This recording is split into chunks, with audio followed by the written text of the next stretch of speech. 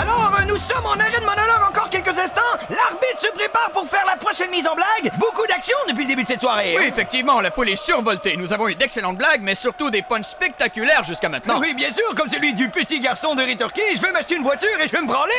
Oui, effectivement, super punch bien formulé par le petit garçon avec assistance de la maîtresse en fin de deuxième. Oh, et on est reparti. Alors oui, je crois qu'on aperçoit Jack, le premier explorateur qui en a sa première excursion en jungle amazonienne. Oui, il est d'ailleurs accompagné de Michel, son ami qui lui tient un boussole, gourde et carte topographique de l'environnement. Alors je crois entrevoir une belle perspective de blague en ce qui les concerne. Oh oui, ils sont très prometteurs. Oh, alors j'aperçois Jack qui se fraye un chemin à travers les feuillus en utilisant sa machette. Bien sûr, alors que Michel, lui, marche d'un pas un peu moins assuré. Oh, il semble avoir quelque chose qui le chicote psychologiquement. Oui, effectivement, il semble avoir vidé le contenu de la gourde en entier à lui seul et il semble avoir quelques contractions intenses et inconfortables au niveau de la vessie. Oh, Michel se retire du sentier pour aller uriner. Jack lui dit, pas de problème le gros, je t'attends. Oh, il repère le buisson au pied duquel il a envie d'uriner. Oui, effectivement, il défait sa ceinture, baisse la braguette, sort sa bite, se concentre un peu, le serpent arrive, lui mord la bite. Et son ami Jack l'irrétard. Absolument rien. Oh, le punch rate la cible. Belle tentative, mais ça n'ira pas plus loin. D'ailleurs, on voit dans les yeux de Michel que la douleur semble insoutenable, hein. Il est clair que son visage a tendance à changer de couleur. Oui, espérons aussi que le venin dans sa bite ne se propagera pas trop rapidement à son cœur, car l'on parle tout de même d'un serpent à picot fluo jaune. Oui, que nous avons vu au Canal D dans le documentaire des prédateurs maudits. Oui, tout de suite après un tueur si proche.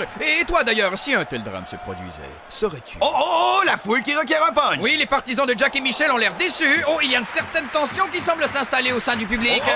On voit Jack qui sort son téléphone, il appelle un docteur, il relate les faits, le docteur lui répond. Monsieur, pour sauver votre ami, vous devez mettre votre bouche sur la plaie, sucer le venin.